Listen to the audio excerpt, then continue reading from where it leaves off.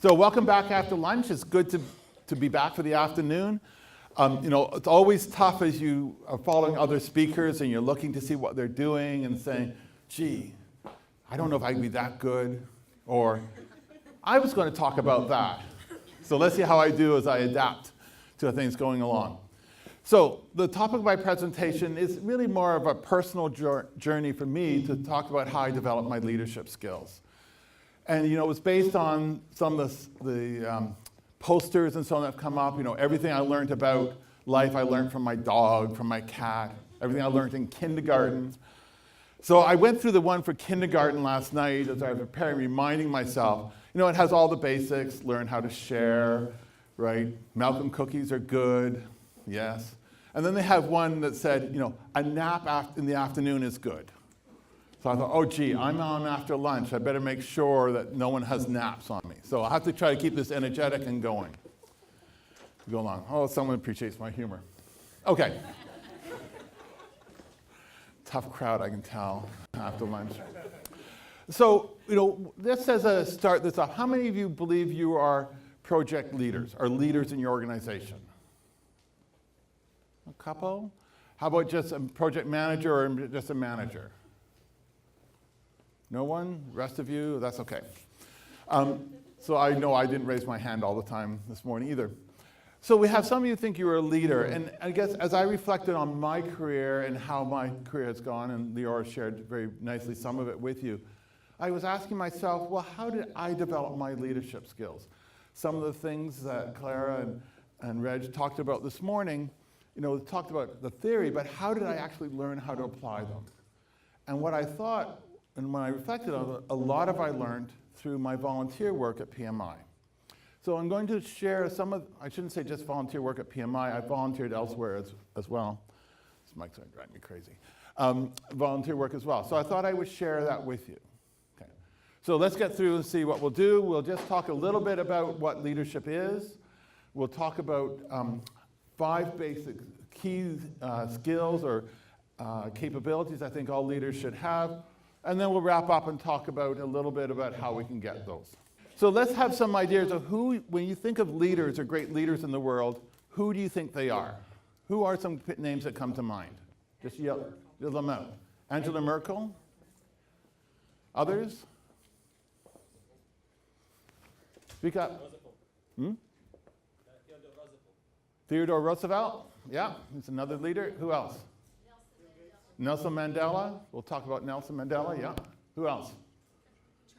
Churchill? Mm-hmm. Lincoln. Abraham Lincoln, yeah. Anyone else? Steve Jobs. That's an interesting part. Interesting. Who else was I heard? Bill Gates? Obama?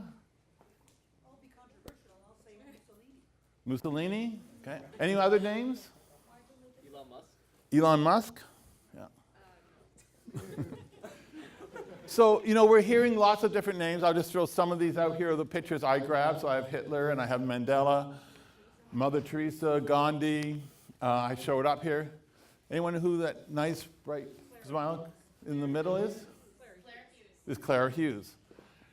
Yes, so, and they're all different. They're all leaders. They all have different skills. In some ways, people will talk about Churchill in particular as being the right person at the right time with his leadership skills that may not apply in all situations.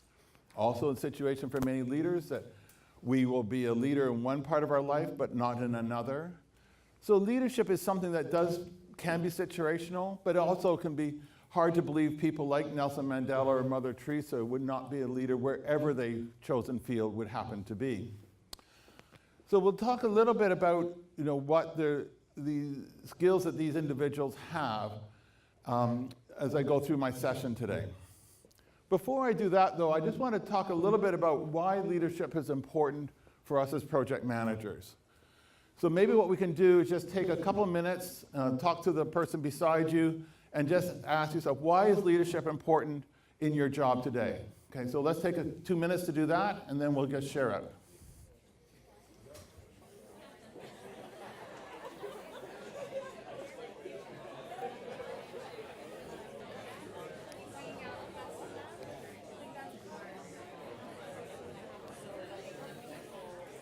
Okay, what were some of the ideas of why leadership is important in organizations? Yes? Leaders inspire, and we need, certainly many organizations need some inspiration these days. What else do we have? Productivity. Sorry, go ahead. Productivity. To improve productivity, we have a comment at the back, yes? Everyone takes their cues from the leader, so it sets the direction for the organization. So the ability for leaders to set the direction, to be able to communicate what the organization is doing, what changes have to be required is so important. And that's the point I was, move to the next slide. That's the point I was going to make, is that that's why leadership is important. It's because if an organization wants to achieve their strategic strategy, Reg talked about this, about strategic goals and a project charter this morning, the leaders have to have that ability to communicate that, and communicate with passion, so motivate and encourage people to follow that direction to get to the organization where it wants to go. Okay. Did anyone else come up with anything else? Yes? Not only the what, but why. The why, absolutely. So it's not just do what I say, but why it has to be done. Yep. Set expectations. To be able to set expectations, to share what those goals are and how those goals fit in. Absolutely. Anyone else? That's a good list. Yes, one more? Daria? Being invisible. Being visible. So. I thought Daria was going to take servant leadership a whole new direction. Yes. So being visible, absolutely. Okay, does anyone recognize this picture that I took? Anyone know what that is? This is a picture from Robben Island. That's where Nelson Mandela was held in prison. And this rock pile represents where the quarry, the salt quarry was, where they worked, was at the start of their, when they went into prison. So after the prisoners had been released and they went back for a reunion a few years afterwards, Nelson Mandela picked up a rock and put it here, and the other prisoners put on rocks and created this pile. So you can see it's nowhere close to the face of the rock cliff now. It's considerably far away, so that showed how much rock they actually quarried during the time they were in prison. So when I was in Cape Town, I took a day and I went over to Robben Island to see the conditions that where Nelson Mandela and the other political prisoners were held during that particular time. And one of my tour guide was a prisoner. Nelson Mandela was in cell 4, he was in cell 1. So I heard it from very first-hand stories. And what amazed me so much was that how a group of men could be in that prison for, 20, 25 years, and leave not being extremely vindictive with their captors. The things that they went through, more psychological than anything else, was just incredible. I won't go too much into it, but it starts off with, Robben Island was a penal colony for a long time. Why is it a penal colony? Because there's no fresh water. Right? So all things like showers and washing, they were using salt water for, right? Because water then became a power. And then it just got worse from there. So, as Nelson Mandela worked with the other prisoners to talk about what life would be like in South Africa when apartheid ended, what sort of country they wanted to create, this idea of the rainbow nation that he had envisioned. And that came out from days of chatting, from working in the salt mine. They dug a tunnel that you don't see in the picture where they could go and stay out of the heat and the sun. And being able to develop that vision and mission and being able to inspire and motivate young men, middle-aged men who were all put in because they were trying to fight apartheid and wanted it ended. And for them not to come out and have a very violent revolution when they exited, I felt was truly amazing, given what they were how they were treated. And it was this idea of what we've talked about as being a leader, being able to communicate that vision and being able to share that so that they can move people themselves and the whole nation, move it forward. So if you ever get a chance to go down to South Africa, it's very worthwhile to go and see. Okay, so I asked about leaders and managers, the leaders who were managers. You can see here some of the differences. You mentioned some of them with leadership already, about this idea of being leaders, be able to show value, be able to show tell why you're doing things, what the benefit to the organization is. Leaders work with circles of power being able to create people or motivate others to do the work and to go off and deliver it. You know, Nelson Mandela, Gandhi couldn't do all the work themselves. They had to inspire others to do the work. So leaders do that. And leaders will lead people, right? So this is and lead them forward. And they may sometimes lead from the front or they may lead from the back, but they are leaders. And as opposed to managers who don't create value, they will count value, right? So they will be counting things like outputs, saying how much have we done, as opposed to creating the value, adding more value for the organization. Managers will have circles of influence, people who they can influence, as opposed to allowing others to go and do the work for them. And then lastly, managers will manage the work. They'll make sure that the right resources are assigned to the right tasks at the right time. Leaders leave that to others. Okay. So Simon Sinek had a saying, right, where managers, how does it go? I'm not going to get it right. Where managers are acting more in charge, where leaders take care of their charges, right? So the idea being that leaders will try to make sure their people are doing the right job, but are able to do the job. Managers are making sure they're doing the job and getting the outputs done. So I'm going to spend the balance of my time with you talking about 5 skills. We'll talk a little bit of theory, but more about how I felt through my volunteering experience that I was able to acquire these skills. So we'll talk about motivation, we'll talk about communication, development, adaptive, and lastly around integrity. So motivation. So as I already mentioned, this idea of leaders will inspire people and help to motivate them to do work. And this is important as we go forward and we think about how to have leadership is to be able to motivate people.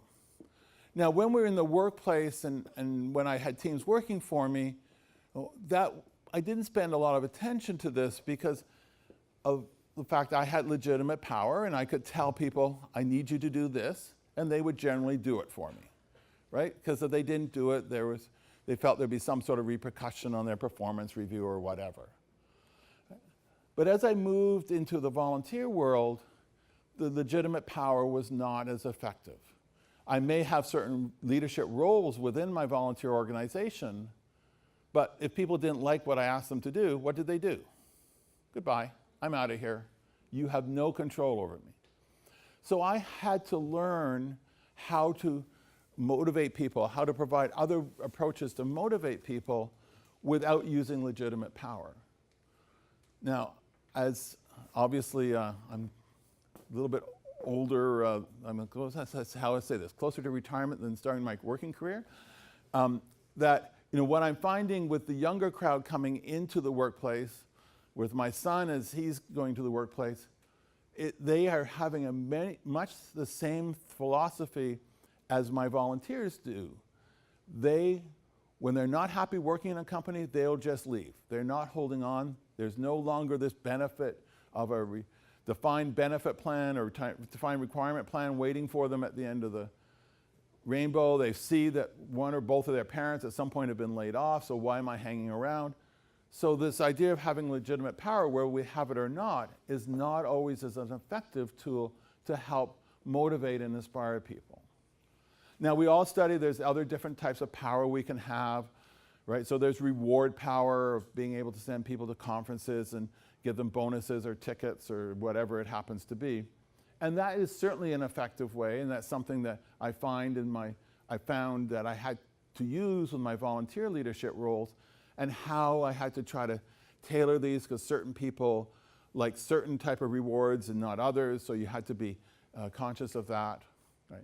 There's referential power with who you know and being able to introduce to certain people, which can help motivate people to do work so they can meet other people, right? We have knowledge power, which unfortunately my work experience I've seen used more negatively than positively. But again, it's a way of motivating people if they can come and hear great speakers and get more skills and more knowledge, such as hopefully you're doing here today. This will help people be a little bit more effective. There's charisma, which I find is largely you're born with. Either you have it or you don't have it. Mostly I don't have it. Anyway. But sometimes that helps as well in some situations where if you can be, Claire talked about energetic and enthusiastic, that positive energy can help motivate people. If you can bring that, even if you're putting on what you believe is an act to at least get volunteers going, it helps. And of course, we all learn about coercive power, which definitely does not work in the volunteer world at all, and it should never be used at all. But what I found when I was volunteering, because I didn't have the legitimate power, in some cases I had limited opportunities for reward power, that I had to hone my other skills around how to motivate people. And I got lots of opportunities to practice. And then as I took those skills and moved it back into the my workplace, especially as I started working with more millennials, the Gen X, the millennials, it started to be it helped me a lot to motivate my teams so that they could become more productive, they would be enthusiastic about the work that they did, which allowed me to be more successful. So I certainly have seen where the volunteer world has helped me with developing and honing these skills. And I wouldn't have these opportunities at work, I don't think, because they've got the legitimate power, which you just don't have in the volunteer world. Okay, so that's one. Next one, communications. Who is that guy? That's when I was younger, with no glasses, more hair. So where am I? Beijing, yes, easy, it's on the slide, yeah. When was it? 2012, yes. So, this is me presenting at the PMI China conference in September 2012. There are 1,500 people in the conference room. I'm standing on a stage with all these people. I can't see many of them because of the lights. One of the things when you get to these big audiences, you only can see the first row because after that it's all dark, you can't see anything. And I'm doing a 20, 30-minute presentation, and I'm, such as I'm doing today. And this was the first time I felt successful and comfortable where I did a presentation without reading any notes.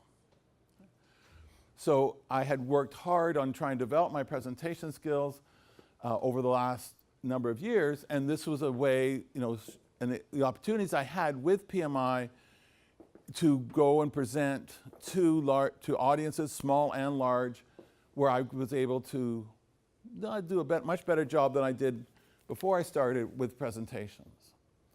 Now, presentation, of course, is just one form of communication. Certainly, we heard this morning on virtual teams how important communications are on virtual teams or in any place with any teams. Just a quick story to build on some of the comments that have been made of both the presentations this morning around the face-to-face presentations.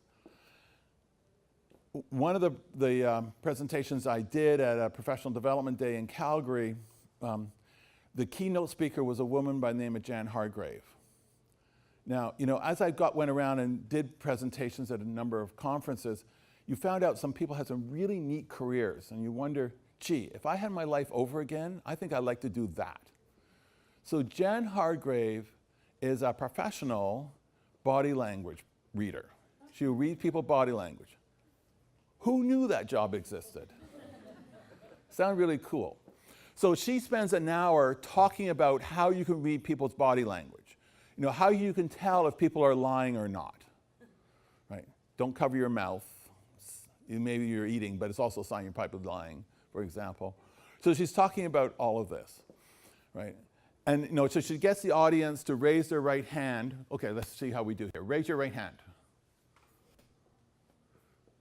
Oh, nice group here. So you have three, she says there's three categories. There's people who raise their hand, well, let's do this one first. Raise your hand like this. I am going to tell you the truth, but you're going to have to work to get it out of me. People who raise their hands like this. I am going to tell the truth, and it probably will come out fairly easily. People who did something like this. I'm in between those two. People who did this, who will basically say, I'm going to tell you what I think you want me to tell you. Not saying I'm going to lie, but I'm just going to tell you what you think you want to tell me. And then I don't think we saw anyone who did this, which says, I'm going to lie. So she gets hired in the US court system by lawyers to look at juries, so when they swear their oath of allegiance, she can tell the lawyer whether they're going to lie or not. Who knew? Anyway, so she goes through this presentation, they do a couple of breakout sessions, and then I'm the next keynote speaker after that. So I have all these people watching me to see my body language.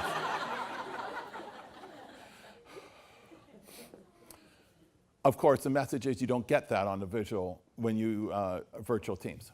Anyway, so let's talk about communications a little bit more and take a different approach.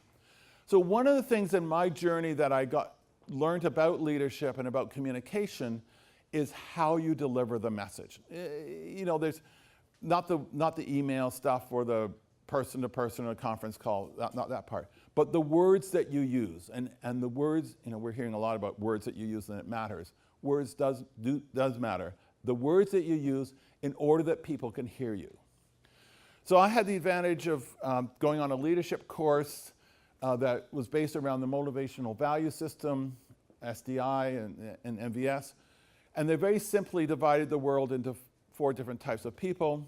There's other programs like this. True Colors is one, and Myers-Briggs is a little bit like it, where we say that we're different personality types or different ways that we think. So I'll just use the MVS as a quick example. So it talks about 4 different types of people. I will talk about blue people who are people-oriented, people who are concerned with others. They'll talk about red people who are the win at all costs. I don't really care about the rest of the world as long as I'm winning, I'm good. And there's the green people who are the data people, analytical people, just give me the numbers. The 4th group is they have the color brown, they're the chameleons, they fit in the middle, you can't really tell where they are. And the message here was that if you want to be, as a leader, if you're trying to send a message to a particular individual, you need to use the language of their personality type, whether it's blue, red, or green. And if you're not going to use that language, they won't hear you. Yeah, they'll hear the words, but they won't really hear you. So when I was, at one point in my career, I was managing a very large project team. I had over 100 people. The project was starting to come to the end, so we had to start to downsize the team. And I had to communicate the message that some of the people were going to be moving on to other projects or just moving on to the team. And as I was preparing my comments for it, I took the experience that I had with this so that I included wording that would resonate with each of the 3 basic personality types. So I would have to, for the blue people, I would need to talk about how we're going to look after the other people who are letting go. Because there's going to be someone in the room who may have just spoken to a colleague on the project team, found out that, you know, they had some family event going on, maybe pregnant or something, and starting to lose her job. She was going to be all upset about that. Well, what's going to happen to my colleagues? So I had to talk about the people side of things. But if I had stopped there, the other two personality types wouldn't have heard my message. I also had to talk about how this was going to be better for the company, how it was going to help the company continue to be profitable and be successful. So the red people who want to win knew that they were going to be successful, right? It wasn't a sign of failure. So I had to send that message so they would hear that. And I had to send the message about why the team had to downsize, what the numbers were that made sense so that the analytical people could hear that. And if I didn't use the language for each of those personality types, one group would not hear my message and would have left the meeting saying, what just happened here? I don't understand why this is being done. So it is important as we think about as being our leadership, as we have to communicate, and certainly communication is very important, we practice and understand how to communicate using different words and different languages. All English, right? We're not going to try to switch to other languages. Yeah, my Chinese wasn't very good. But how to think about how we can use our words to appeal to different people so they hear us. Okay. So this becomes one of the things that we practice. And again, with my work as a volunteer leader, I had to work hard at doing that because, as I said, I didn't have the legitimate power of saying, you do this because I say so. I had to understand what would motivate people, how I could motivate them, and the language I used and the words that I used. Of course, the other thing that we touch on with the communication is to make sure you pick an appropriate time and place to have a conversation, right? We've all seen the basic communication model, sender-receiver, where the sender will send a message out, right? And in between the sender and the receiver, in between me and you, there's all sorts of noise, right? So before we had a problem with the mic not working properly, right? Got problems with cell phones going off, and so on. So we have to think of ways when we want to send a message, how do we send it in a way to help keep people focused and not be distracted? I remember earlier on in my career, I was working down here, downtown Toronto. I had a boss who was on the GO train, and I learned very quickly there's no point starting any sort of conversation with him after 3:30, because the only thing he was doing for the next half hour was checking his watch to make sure he left by 3:56 or whatever time it was, so you could catch the 4:13 GO train. So it was that kind of the idea to understand that. And again, with volunteers, I had more opportunity to practice that and be able to pick the right time, the right place, along with the right words to send the message. So that became, something that gave me more opportunity to practice. And I would say for all of these, but I'll mention it here, it gave me a chance to practice where the stakes weren't as big as they may have been at my work, right? When I'm having an opportunity to talk to a senior executive, I need to get it right. I've had a chance to fail a number of times in my volunteer role, so there's a better chance that I will be able to get the message right when I communicate. The other thing I've also had in my volunteer world before I got to work was I had an opportunity to work with diverse and virtual teams. So we heard a lot about the communications with virtual teams this morning, but we've also experiencing here in Toronto the challenges of working with diverse teams with people different culture and different backgrounds. So again, as through some of the volunteering, I developed and was able to hone those skills, put my foot in my mouth more than a few times of embarrassment, talking to people with different cultures. So I was able to get over that and made me a lot more effective in the workplace and a lot more accepting of people with different backgrounds and understand how to communicate them. And it gave me the chance to go to a lot of great places and talk to large audiences. I had 1,500 here. Later that year in Vancouver, where the Congress was, there was over 2,000 people in attendance. So it gave me the confidence and the ability to feel that I could go in front of large audiences and present and learn how to work with teleprompters and different mics and so on. All lots of fun. Okay, development. So leaders take care of their people. They need to develop their people. They need to grow and develop their people. One of the challenges you hear this, and one of the challenges I had when I started getting my first management jobs was, the work, you have to develop successors. And I started thinking, why? Because they're just going to take my job, then I'll be out of a job. When I started volunteering, I learned why, because I don't want to do this volunteer job for the rest of my life. So I needed to develop successors. And this is one of the things that we see that leaders will do, is they will develop people. They see that by having people with more skills, more experience, will help the organization be successful and help them be successful. So as a leader, you have to do that. You have to learn how to develop people. So some of that will be through how to coach and mentor people, how to be able to give feedback in an appropriate way, in a timely way, to do that. But another aspect, and what I just like to spend a few minutes talking about, is the ability to delegate. So as we move along, you cannot do everything. You have to be able to delegate. And when I was doing my volunteer leadership roles, I absolutely had to delegate, and it becomes harder to do that in a volunteer role because you have to spend a lot more time convincing people, motivating them to do the job. Otherwise, they're just going to leave you hanging, right? And then you have to do the work. So remember, with delegation, it's a fairly straightforward model. Always in theory, it's a straightforward model. But again, I had a lot of chance to practice. So you have to have a meeting you have to identify which task you want to delegate to someone, and identify the person you want to delegate to, who you think has the skills, the interest, and might be good for their development. You set up a meeting with that individual to review the task and make sure they understand what the expectation is and what has to be done. And the most important part of that meeting, which is the part I keep forgetting to do, is you check about feedback. When are we going to meet to get feedback on how we're progressing? Because I always forget that. I assume they'll just give it to me at the end. They assume they have to tell me every 5 minutes what they've been doing. Doesn't work. Or the other way around, I want to know every 5 minutes what they're doing, and they assume they're just going to tell me at the end. So what's the frequency of what's that going to look like? How are you going to get, when are you going to be available to get questions about the tasks they're doing? When do you need to know what the progress is? What's comfortable for them? So you need to do that, have that discussion as part of us delegating the particular task. Then you have to communicate and make sure people know that person's doing the work, part of the transparency that we talked about this morning.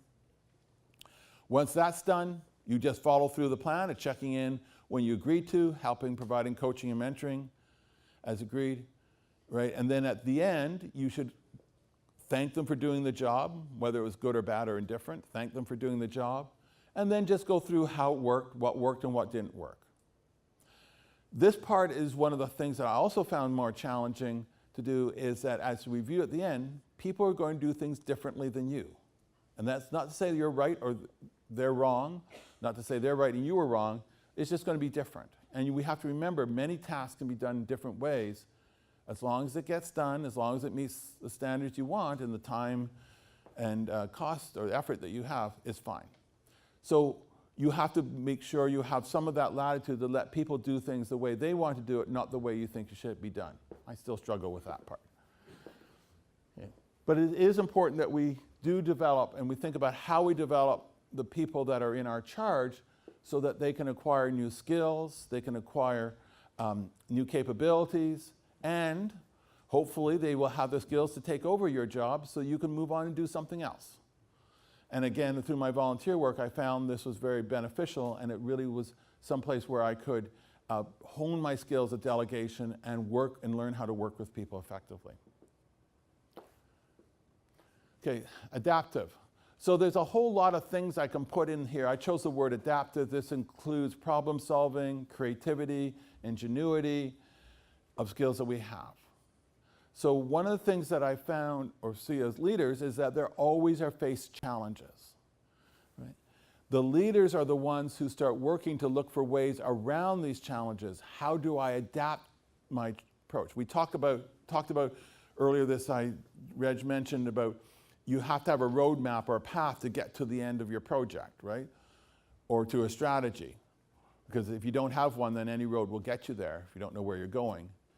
But if you have a path of where you're going to go and you find a roadblock in the way, well, what can I do about it? How can I solve this problem? How can I be creative and find a different path? How can I get over, under, around what's blocking me? How can I adapt what I'm going to do? And this becomes very much of a challenge to be able to do this. And think about how we can do this in our workplace and with the various constraints that we have. Again, I found with my volunteer work that I've done that I had lots of opportunities to have problems, volunteers who stepped away because of emergencies that they had for family or work, things that changed, that I had lots of opportunities to practice this and see how I can learn how to problem solve better, how I can ask for support from others, how I can try to adapt the way we're going to get to a solution when I seem to be blocked. And I found this has been very helpful for me as I go through my professional career to be able to deal with these different types of situations. So it's something that leaders have, because the leaders that we've talked about, just about all of them have faced adversity and have found a way around it. You know, someone talked about Steve Jobs and Apple. You know, how many times did Apple almost go bankrupt? There was a number of times where they did, but Steve Jobs found a way to bring it back and make it, you know, one of the most successful companies ever as it's grown to. So this idea of having to have this adversity and not be put down by it, but use it as an opportunity to say, okay, what am I going to do now? How can I use some of my ingenuity and so on to look at different ways to move forward. Okay, and the last one was integrity. So integrity is about developing trust. You know, if people are going to view you as a leader and follow you, they need to respect and trust you and to know where you're going, to know that you're going the right way, going to take them in a place where they're going to be successful, they're going to feel comfortable. So how do we go about looking at this idea of developing trust? And of course, with dealing with volunteers where there's nothing holding them there, this became very much important. Very important for me to be able to do this, to be able to get my credibility, get people believing in that, that I'm going to take them in the right direction. So I certainly firmly believe that one of the most important things that I was able to do, and I do, is say what I'm going to do and do it, right? Always wanting to honor my commitment. And I think that's almost, as they will say, the steak and potatoes of developing integrity and trust is always doing what you're going to say. Now, of course, there's other things that we can do, and you know, a lot of it was already discussed, right? About trying to have open communications, giving feedback with this. The one I would like to talk a little bit more about here is around this idea of dealing with conflict. So as we work on projects, as you will all know, there's always going to be conflict. By the very nature of projects, there's conflict. We have people who've never worked before together on a team, so they're going to be in conflict as they sort things out. We're going to have stakeholders that have different expectations, so they're going to get into conflict. There's going to be conflict between stakeholders and the project team. There's going to be conflicts with the project sponsor and senior management of the organization. Going to be conflicts between the sellers, between you and the seller. There's going to be conflict. You know, my experience is there's nothing that can erode trust in between you and an individual or between teams is not dealing with conflict appropriately. So as a leader, it's important to recognize when there is conflict and then to deal with it in an appropriate way. And I'll stress the appropriate way because, you know, there are some conflicts that you can ignore. There's some that you cannot ignore and you have to jump on very quickly. So I'm sure you all remember this nice 2x2 matrix where they talk about the importance of the task and the importance of the relationship as a guideline, right? So when the task is not important and when the relationship's not important, that's a conflict you can avoid because who cares what happens is not important. When the task is important and the relationship's not important, that's when you get to play the autocrat and force the decision. You create a win-lose situation because you got to get the task done and you don't really care what the ramifications are of that. When the task is not important, but the relationship is, that's when we're trying to use more of an accommodation approach to try to get the parties to work it out, try to help facilitate a discussion. You've got the ability of time because you're not concerned about the task per se, but you want the relationship to be solid. We're using that to try to get something close to a win-win. We have the task important and the relationship important. That's when we're using collaboration. We use some of that ingenuity, problem-solving skills to try to definitely get a win-win so the relationship is held, but you've got to get it done quickly, so that's where you have to get the parties to try to get them focused on making the solution and finding a solution they can both agree that they will both heartily support. And then, of course, in the middle, there's compromise. Now, you know, these conflicts come up all the time, and many of us will tend to want to avoid them, hope they go away. And, you know, sometimes, as I say, you can get away with that, but not often. And I've certainly found that when I was in my volunteer roles, it gave me extra time to experience conflict, not that I enjoyed that, but also to find ways to help figure out how to resolve conflict. So I became better at it, and that I could bring back to my workplace. And as I said, what I saw when we were able to appropriately deal with conflict, it helped reinforce the trust, reinforced between the team members, those that are involved, and allow the project team or the organization to be more successful. Okay, so having said all this, one of the challenges that as I reflect on my career, realize, well, how do you learn some of these leadership skills? You can go to school and you can learn them, but how do you actually get practice? Because it's certainly something that I found that you needed to practice. You needed to have that ability to practice and get some experience in dealing with different situations, dealing with different personality types in order to be successful. So where do you start? And the answer is wherever you want, just start, right? So getting yourself a chance to get involved outside the workplace in other groups, family, other not-for-profits, as a volunteer, will give you a chance to get more exposure in leadership roles and to get more exposure to have an opportunity to practice some of the skills so you can get better at doing the skills so that you can become more successful at them, and then you will port them back into your workplace. And I certainly saw that I had this very nice symbiotic relationship as I started taking on more responsibilities in my volunteer roles and started having to use more skills.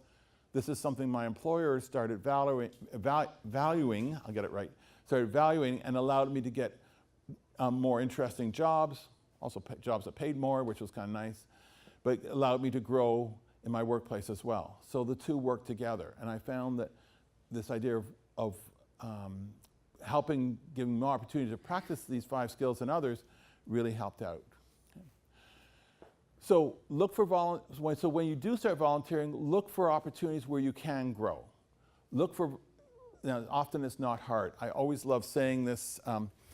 It was a little over 22 years ago where I joined PMI in the PMI Toronto chapter, and I don't know if any of you know this. Oh, Daria probably will remember.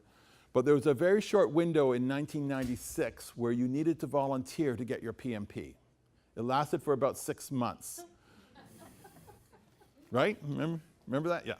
It is not the case anymore. So, oh shucks, I had to go and volunteer. I was already volunteering with my kids' school at the time.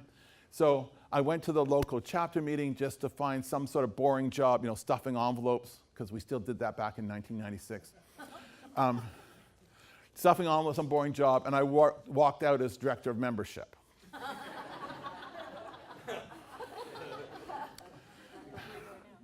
So, but, it gave me an opportunity to grow because I started taking on a first leadership role, albeit relatively small, but I started taking on more and more leadership roles. So just look for an opportunity where you can grow, where you can take on and have opportunities to work on some of the leadership skills you may not feel as comfortable with or you feel that you need to develop further. Okay. Remember that practice makes perfect, and volunteer roles are generally relatively safe in a way to practice. Because if you mess up, as long as you're trying hard, most people will accept it. They'll generally give you some feedback and allow you to move forward, right? It's not as, volunteer roles tend to be a little bit more forgiving than they do in your professional environment. So it's a good place to practice. So certainly take advantage of that. And the last thing is make sure whatever you end up doing, you get feedback. You ask people to give you feedback of how you did and how you can improve. It's through feedback and personal reflection of situations and thinking about what you can do next time to do a better job is how you're going to grow as a leader. So if you're not going to get feedback, find another place to volunteer to get feedback. Okay, so I think that brings me to the end of my session. Does anyone have any comments or any questions or any advice you want to share? Because, of course, I don't have all the knowledge. Some of you know me for a while, know I have no knowledge in the audience. So anything that you'd like to share or comments anyone would like to have? Yes, go ahead. Just wait for the mic. Dave's running over, getting his exercise. I was just interested to understand more about the circle of power versus the circle of influence. When you look at a leader, okay, by creating people who you've established a common vision, a common a common goal that what want to do, they will take that message out and convey it to others. So this is the idea of the circle of power. You have a number of people who are out following your direction, who are communicating to other people to follow them. Where if we look for a circle of influence, you've got this idea of, you've got people who are doing what they're being told. You're able to influence them to do something, and they're doing it because you're telling them or asking them, rather than they're believing and seeing what their direction is. So you got the difference. It's a little subtle there, but it's this idea of, to talk about, managers take charge, leaders take care of their charges. It's that idea, right? Okay, thank you. So I just wanted to ask you more, reflecting from the concept of project leader versus project manager. So I'm a big fan of saying project leader. I think we're all leaders as opposed to project managers. Somehow project leaders have played a minor role as opposed to a major role. What's your thinking on that? So I think one of the companies I worked for, when I first got hired as a project leader. And I said, no, I'm a project manager. But in fact, that company I believe is ahead of its time. And as we look at the PMI's talent triangle, right, project managers work on that technical side. Got the triangle back. Oh, there it is. Project managers work more on the technical side, right? So, and what we have found as research has been done is that we may have very good technical project managers who know how to build schedules, know how to identify risks, know how to do budgets and so on. Projects still fail. Projects fail. So 20 years ago, there was a focus more on building the leadership skills, the soft skills, some of these leadership skills. We're still finding projects fail. So now the focus is not only do you have the technical skill and the leadership skill, you need to have the business strategy skills. So we're now moving much more into project managers, although maybe called that, are leaders in their organization. They have to have the leadership skills to be successful. And I'll put to you, it's even more important now as we get the generational change in the workplace. And the millennials do not respect authority the same way that the baby boomers did, right? It's not, when the boss says jump, you say how high, they say why? And if you say, because I told you, they'll say, that's good, tell someone else, I'm out of here, right? So that I think we have to start realizing this, that we're all leaders. Now, will we change the title from project manager to project leader? Probably not, at least not in my lifetime. But I think the fact is that we have to realize we do have a leadership role in the organization, and that we have to have some of the basic leadership skills. And that's increasingly more important for projects to be successful. So thank you for the question, Catherine. Any other questions that we have?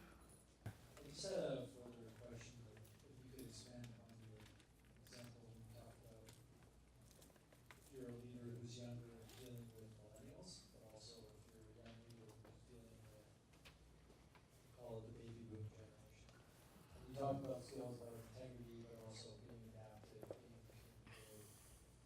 I'm curious as to, it doesn't specifically relate to projects, but just some of your perspective and advice when you're dealing with either party. So interesting, I was in the PMI conference last month now, I guess it was, and they had one of the keynotes talking about the 4th-generation workplace. So I'm racking my brain to see what advice he gave us. And he certainly pointed out that there is a very significant difference between millennials and baby boomers, and that we have to be recognizing that difference. Like everything else, I think there's no silver bullet, but communications is what to do. And he certainly encouraged, if you have a multi-generational team, to allow that team to have a conversation about what expectations are like, what expectations are, and what they would expect to have, and for people to share with the examples so that you can understand from each other. No different than any other diverse team when you have people bringing it in. He was also very careful to say that be very careful about generalizations, right?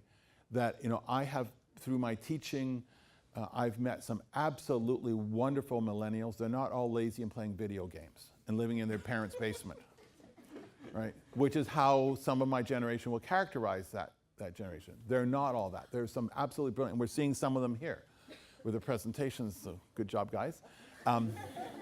So we gotta be careful not to generalize, but it's like anything else, the same techniques that Claire talked about with the virtual teams. Get time for people to talk about their country, their history, and also their generation and what they see as and what's important. So that's the first thing. Then the second thing we all have to do, whatever side, is this, it's not a matter of one adapting to the other, whichever way you're going. It's all of us trying to figure out a way to work with each other. Similar to my comments around communications. So if I'm working to a millennial, I have to also be careful and watch the words that I use and how I will explain things and explain.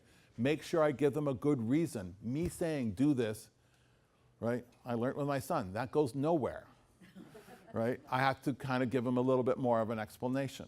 So, learning that and you tailoring your message. But that's the same I would have to do for even someone in my own generation who may be of a different personality type. So I think that's the guidance that I would give. It's no different. It's just all about communication.